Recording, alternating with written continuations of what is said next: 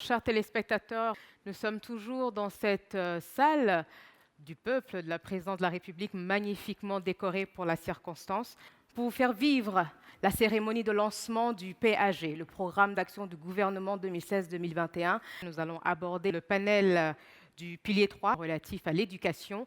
Et justement, pour nous permettre de rentrer de plein pied dans ce sujet, je vous propose cette vidéo de présentation.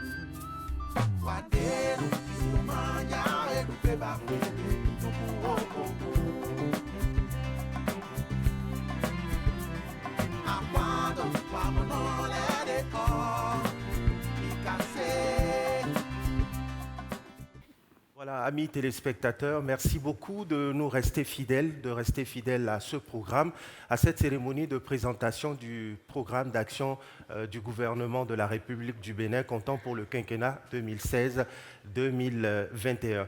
Alors, au fur et à mesure que les minutes passent, eh bien, je me rends compte que vous êtes des millions ce soir à prendre note. Je m'aperçois que dans cette salle du peuple, de la présidence de la République, eh bien, nous qui sommes ici, nous découvrons davantage ces intentions nobles du chef de l'État, eh bien, qui tendent à sortir notre cher et beau pays, le Bénin, du niveau de développement dans lequel il est aujourd'hui. Merci, Monsieur le Président de la République, pour ces intentions et toutes les actions qui seront mises en œuvre. Merci également à l'équipe qui vous accompagne, une équipe, ma foi, composée de femmes et d'hommes de valeur. Bravo, soyez-en félicités. Mesdames et messieurs, amis téléspectateurs, nous allons rester au cœur du deuxième pilier du PAG. Nous allons juste changer de thème. Nous allons aborder à présent l'amélioration des performances dans le domaine de l'éducation. C'est un vaste chantier. Et comme vous pouvez le constater, les ministres concernés donc par le domaine de l'éducation sont déjà sur scène, ils sont sur le podium. Bonsoir, Madame, Messieurs les ministres. Bonsoir, Monsieur le journaliste. Et d'entrée, Madame le ministre de l'Enseignement supérieur et de la Recherche scientifique, je me tourne vers vous. Dans le domaine de l'éducation en général, dites-nous, qu'est-ce qui vous attend? Qu'est-ce que les Béninois sont en droit d'attendre de vous? Merci, Monsieur le journaliste. Bonsoir, Monsieur le Président. Chers invités, bonsoir. Le Bénin est à la croisée des chemins pour redonner espoir aux populations à travers une formation de qualité orientée vers le développement. Une meilleure éducation, c'est la condition pour que notre programme pour le Bénin puisse avoir un impact durable. C'est aussi le renforcement du capital humain de notre nation qui permettra le décollage économique du pays. Nos projets et nos réformes en la matière visent donc une éducation de qualité et utile à l'épanouissement des peuples, des citoyens, une éducation au service du décollage économique de notre cher pays. Notre priorité est donc d'améliorer la coordination du secteur de l'éducation. L'action majeure du gouvernement consistera ainsi à réformer le Conseil national de l'éducation de façon à garantir une meilleure synergie entre les trois ordres de l'éducation. La mission du Conseil national de l'éducation est de veiller à la qualité des tests réglementaires et des programmes éducatifs. Le Conseil national de l'éducation a également pour rôle de coordonner, de contrôler la mise en œuvre des politiques et programmes. Il va assurer une gestion rationnelle des ressources au niveau des 3 ordres d'enseignement pour utilisation rationnelle des fonds. Le Conseil va gérer les mutations du personnel pour éviter la politisation de l'administration. En plus du renforcement du Conseil national de l'éducation, nous allons mettre en place un système d'information pour la gestion de l'éducation et de la carte scolaire. Enfin, nous souhaitons ramener la gestion de l'éducation au plus près des élèves et des enseignants. Pour cela, nous allons mettre en œuvre la déconcentration et la décentralisation de la gestion du secteur. Cela passera par l'opérationnalisation du pôle d'inspecteurs départementaux. Aussi, au niveau des 3 ordres d'enseignement, nous allons mettre en œuvre l'apprentissage de l'anglais et introduire les nouvelles technologies de l'information et de la communication dans le système éducatif. Voilà ce qui rassemble les 3 ordres d'enseignement. Je vais passer la parole au ministre de l'enseignement maternel et primaire pour qu'il nous dise ce qui concerne son secteur, puisque le capital humain est formé depuis la conception jusqu'à l'enseignement supérieur. Merci, madame. Merci, Monsieur le Président de la République, Mesdames et Messieurs. La période 2016-2021 sera marquée au niveau du sous-secteur des enseignements maternels et primaires par la transformation à la fois qualitative et quantitative du visage de notre école. Cette transformation passera par 1. L'accroissement de l'accès pour tous à une éducation de qualité. 2. L'assurance de l'équité et du maintien à l'école. Et 3. L'amélioration de la qualité de l'enseignement, voire de l'éducation. En matière d'amélioration de l'offre éducative, le programme d'action du gouvernement prévoit la construction de 6 000 salles de classe, la réhabilitation de 1 500 salles de classe, le recrutement de 10 000 enseignants pour faire de l'objectif une classe 1 mètre une réalité d'ici 2021. En ce qui concerne l'équité et le maintien, les disparités géographiques et du genre seront réduites et l'efficacité interne du système éducatif sera améliorée à travers la réduction sensible du taux de redoublement et d'abandon.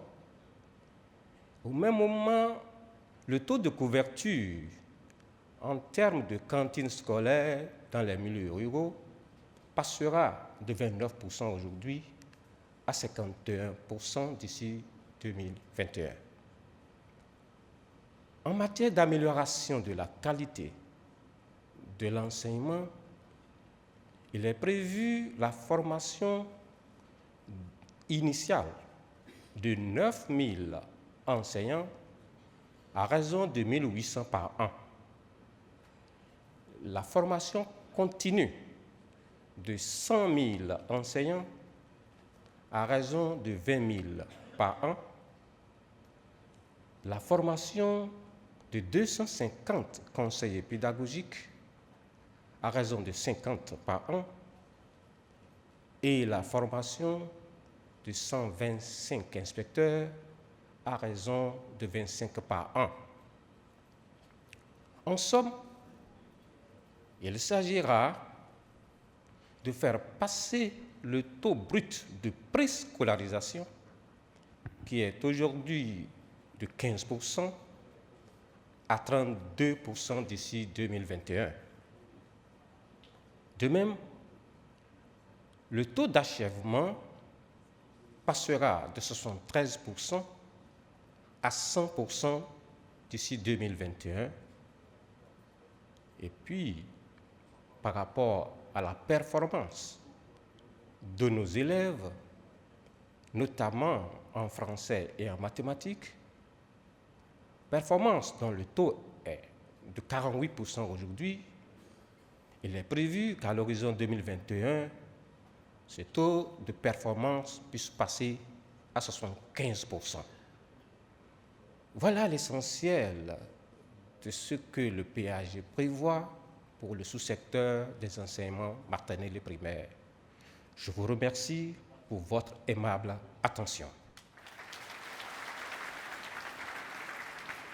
Merci à vous, Monsieur le ministre Karimou Saliman, des enseignements maternels et primaires. Et comme on peut le voir à travers vos exposés, eh bien, on se rend compte qu'il y a des actions qui, évidemment, lorsqu'elles seront mises en œuvre, eh bien, vont permettre d'avoir des résultats probants, des résultats donc dans le domaine de l'éducation. Mais nulle part au monde, vous êtes d'accord avec moi et vous serez d'accord avec moi, que personne n'a réussi à partir du primaire à atterrir à l'université sans passer par le collège, sans passer par le lycée. Raison pour laquelle eh bien, nous allons nous tourner vers Monsieur le ministre en charge des enseignements secondaires techniques et de la formation professionnelle pour avoir une idée eh bien, de ce qu'il compte mettre en œuvre au niveau donc, de son secteur pour que les changements soient notés. Monsieur le Président de la République, chers honorables invités, l'amélioration des performances du système éducatif appelle à agir sur certains leviers et à regarder de près certains indicateurs. Je vais en prendre quelques-uns. Premièrement,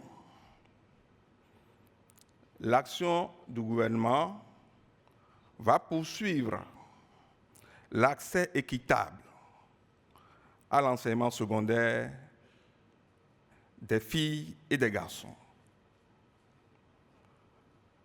À ce niveau, il faut améliorer l'existant en dynamisant le processus de l'exonération des frais de scolarité des jeunes filles. Deuxièmement, améliorer la rétention des filles dans le sous-secteur de l'enseignement secondaire. Il faut à ce niveau dire que le gouvernement entend réhabiliter les 6 lycées des jeunes filles des anciens départements et de construire 6 nouveaux lycées avec la naissance de 6 nouveaux départements. Et nous devons encourager nos sœurs, nos filles, à rester plus dans le système éducatif, parce que vous conviendrez avec moi, plus elles vont rester dans le système, mieux les secteurs productifs se porteront demain. Troisièmement, il faut améliorer la gestion du flux dans le sous-secteur de l'enseignement secondaire. À ce niveau, il y a d'abord des passerelles qu'il faut créer au niveau du sous-secteur pour ne laisser personne en rade, parce que nous sommes dans le domaine de l'éducation pour tous. Au même moment où nous visons l'excellence, il faut ne laisser personne en rade. Deuxièmement, il faut mettre en place un système d'orientation, ce qui a manqué tout le temps au système. Et là, nous avons aussi à mettre en œuvre la réforme du cursus d'entrée et de sortie de l'enseignement technique et de la formation professionnelle. Quatrièmement, il faut renforcer l'offre et la qualité de l'enseignement. À ce niveau, le programme d'action du gouvernement prévoit le recrutement pendant le quinquennat de 15 000 enseignants bien formés, dont 3 432 sont recrutés au titre de 2016-2017. Il faut organiser chaque année un recyclage pour 4 500 enseignants dans le sous-secteur et nous devons former 200 inspecteurs au cours du quinquennat et 650 conseillers pédagogiques pour renforcer le nouveau dispositif d'encadrement pédagogique de proximité basé sur la déconcentration de l'inspection pédagogique.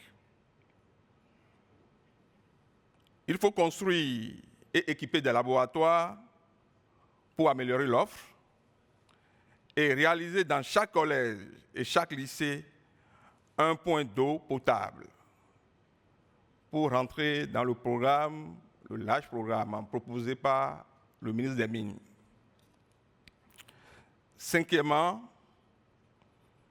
l'amélioration de l'efficacité interne du système éducatif pour redonner confiance d'abord aux acteurs et aux populations.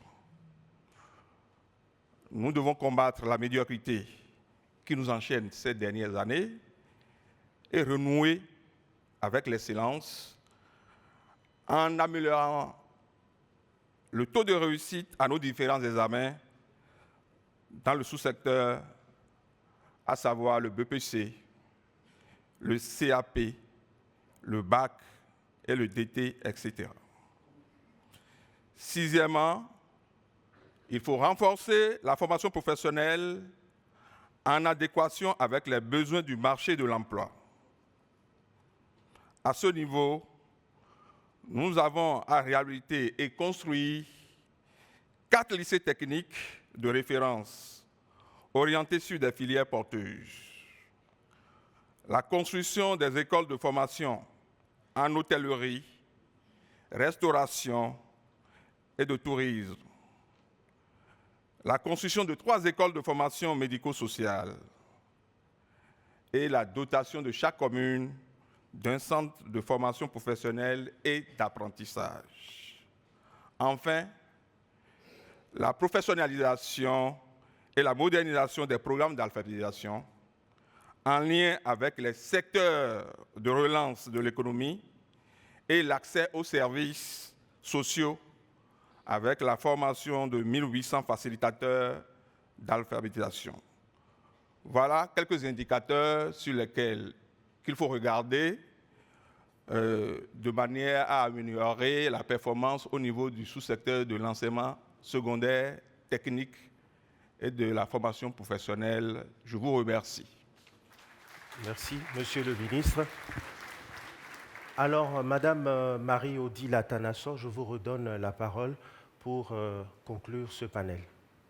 Non, avant de conclure le panel, je vais parler de mon sous-secteur, qui est le sous-secteur de l'enseignement supérieur de la recherche scientifique. Le sous-secteur de l'enseignement supérieur de la recherche scientifique a 4 défis à relever. Le défi de la qualité, le défi de la gestion des flux, le défi de la recherche et de l'innovation et le défi de l'employabilité. Concernant la qualité, ce qui a été constaté, c'est qu'il y a une augmentation continue du nombre d'étudiants avec un nombre insuffisant d'enseignants.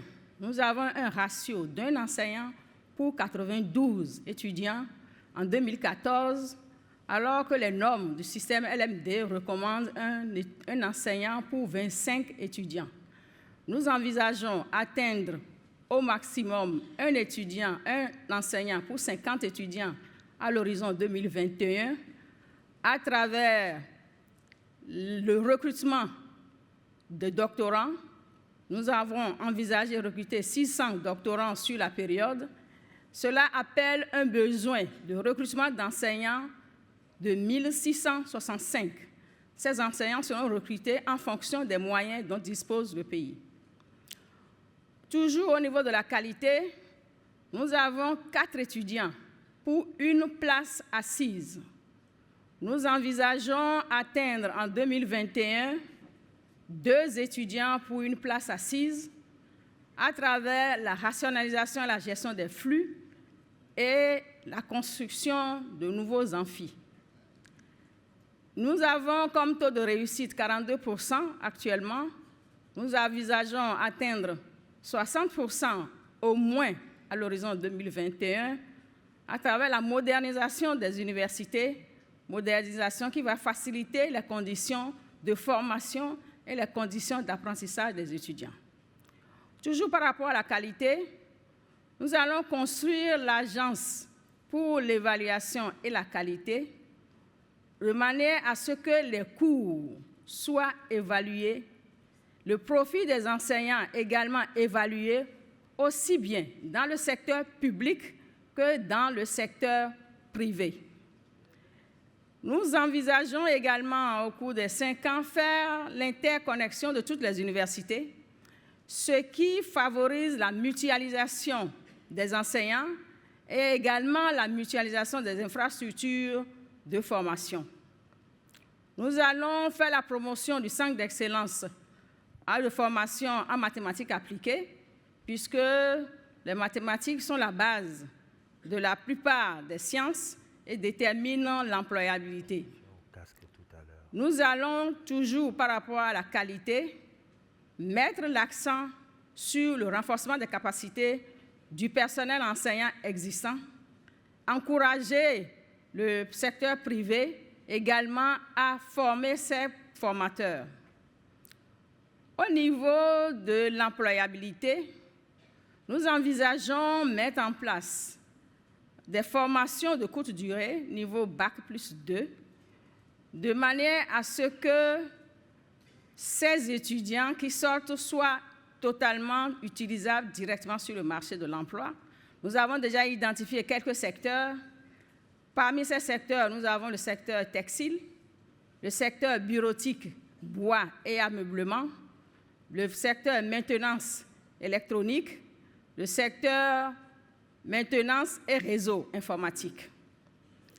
Nous allons, à travers le resserrement de la carte universitaire, nous avons créé 4 universités, dont 2 universités plurithématiques, l'université d'Abomey-Calavi et l'université de Parakou, et 2 universités thématiques, l'Université nationale d'agriculture et l'Université nationale des sciences techniques, ingénierie et mathématiques. Ces 2 universités, nous pensons qu'ils pourront former des étudiants avec des profils professionnels. Et ça permettra, comme vous le savez, les pays émergents sont passés par le développement des sciences, technologies, ingénierie, mathématiques, et nous allons faire de même, soit c'est les STEAM pour les pays francophones et les STEM pour les pays anglophones. Lorsque nous aurons mis la qualité dans la formation, nous allons en même temps encourager la recherche, puisque la recherche est un pilier du développement. Nous allons construire, d'ici 2021, que nous allons démarrer déjà en 2017, l'Agence béninoise pour la recherche et l'innovation. Nous allons équiper les laboratoires pour les avoir du type Innovation Lab, c'est-à-dire bien équipés avec des équipements modernes. Ces fonds sont disponibles déjà depuis 2017 et nous allons encourager, faire la promotion du partenariat public-privé pour accompagner la recherche. La recherche ne doit pas revenir uniquement du secteur public. Les privés également peuvent mettre des moyens dans la recherche pour accompagner leur secteur. L'Agence béninoise pour la recherche et l'innovation va partir depuis la politique jusqu'à la valorisation des résultats de la recherche. Et lorsque nous aurons fait toutes ces actions, nous allons redonner au Bénin son image du quartier latin de l'Afrique. Et cette image, nous allons la vendre à travers la création de la Cité internationale de l'innovation et du savoir, Cité internationale de l'innovation et du savoir qui va démarrer en 2018, qui va mettre en œuvre l'excellence au niveau de la recherche et du développement, de la formation et de l'incubation. Je vous invite à suivre la vidéo qui va suivre, qui va vous donner plus d'éléments sur cette cité que nous voulons pour redonner au Bénin son image de quartier latin de l'Afrique. Merci pour votre attention.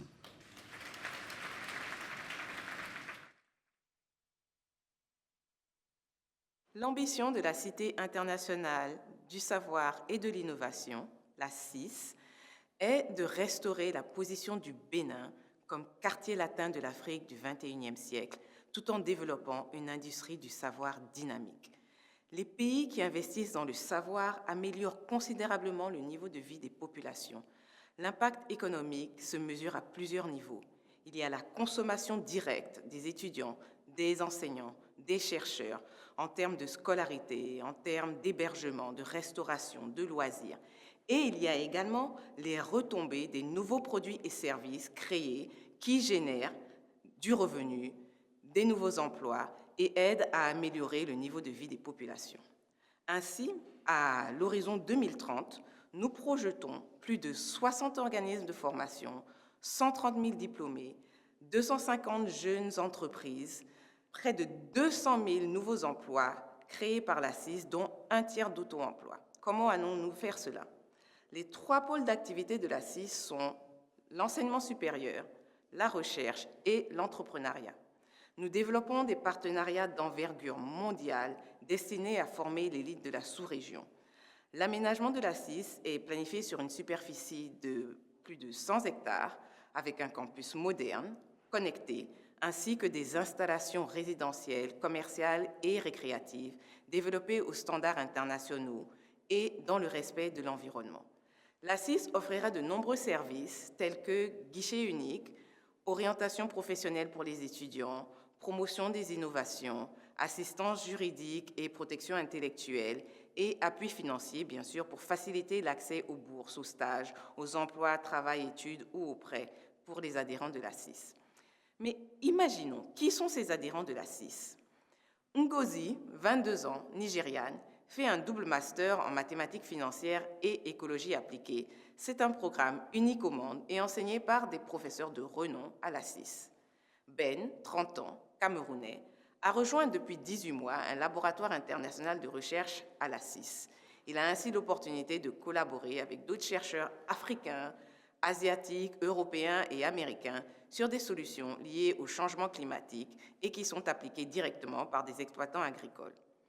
Fifonsi, 24 ans, béninoise, entrepreneur, et Malik, 23 ans, sénégalais, programmeur, se sont rencontrés dans le cadre d'un concours organisé avec le soutien d'une banque commerciale. Ils ont réussi à obtenir un financement pour lancer une application permettant d'organiser des circuits touristiques personnalisés. Voici les talents de la CIS. Bienvenue au quartier latin de l'Afrique du XXIe siècle.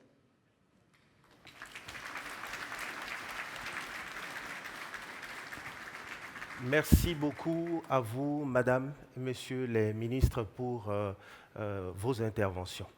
Monsieur le Président de la République, j'ai la ferme conviction que vous n'êtes pas resté insensible aux exposés de vos proches collaborateurs et qu'à ce titre, vous avez sans doute envie d'apporter des compléments d'information donc, à leurs différentes interventions. Alors, je voudrais avoir l'immense honneur de vous prier d'accepter de venir donc, sur ce podium apporter de nouveaux éléments d'information. Merci à vous, Monsieur le Président de la République. Non, j'aimerais juste préciser qu'avant la fin du mandat, mais plus précisément à partir de la rentrée scolaire 2017-2018, c'est-à-dire la prochaine rentrée scolaire, le Conseil national de l'éducation, nouvelle formule, sera mise en œuvre. Et nous allons enfin dépolitiser effectivement l'administration du secteur de l'éducation. À partir de septembre-octobre 2017, à la mise en œuvre donc de cette réforme, mes 3 ministres n'auront plus grand-chose à faire. Ils auront à exécuter ce que décidera le Conseil national de l'éducation. j'ai pensé qu'il était nécessaire de vous donner cette précision. Le rôle des gouvernants, c'est de mettre au service de l'éducation les moyens financiers, les ressources humaines, les infrastructures nécessaires à l'éducation. Le contenu de l'éducation n'est pas de la compétence d'un gouvernement. Nous en avons fait l'expérience, il n'y a pas si longtemps au Bénin avec l'école nouvelle, qui a été décrétée politiquement.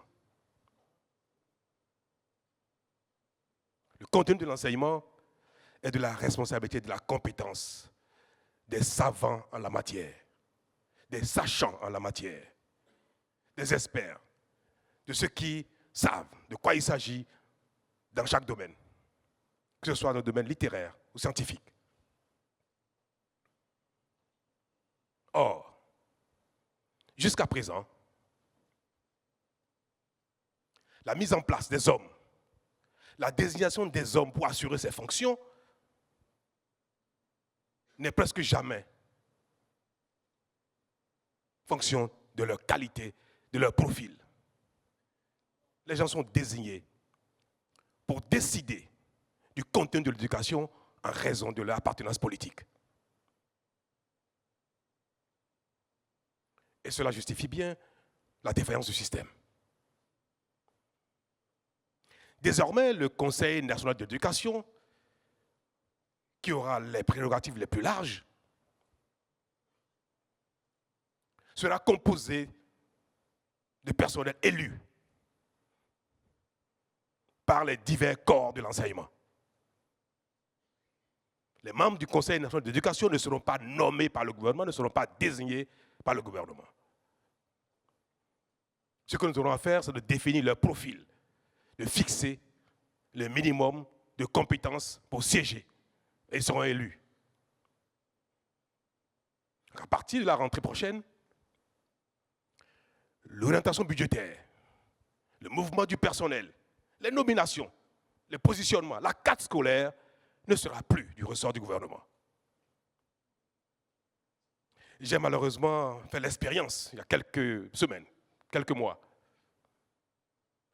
parce que nous avons voulu toucher la carte scolaire, parce que ce qui a été fait jusque-là était fait dans un schéma populiste. J'ai vu combien cela a été difficile, parce que, au plan politique, c'est un sujet délicat et difficile.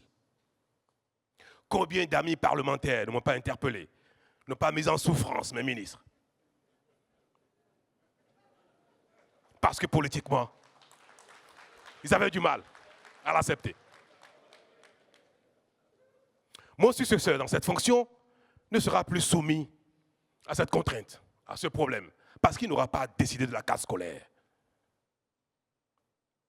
Nous allons faire cette réforme pour extirper de la gouvernance, de la fonction politique, des choses qui rendent notre pays imperformant, des choses qui rendent notre pays, laissent notre pays à la traîne.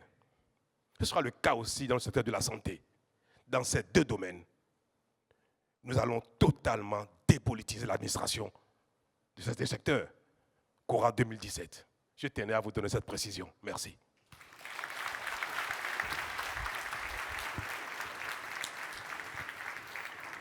Merci à vous, Monsieur le Président de la République, pour toutes ces précisions que vous avez bien voulu accepter nous apporter. Alors, amis téléspectateurs, merci de votre attention.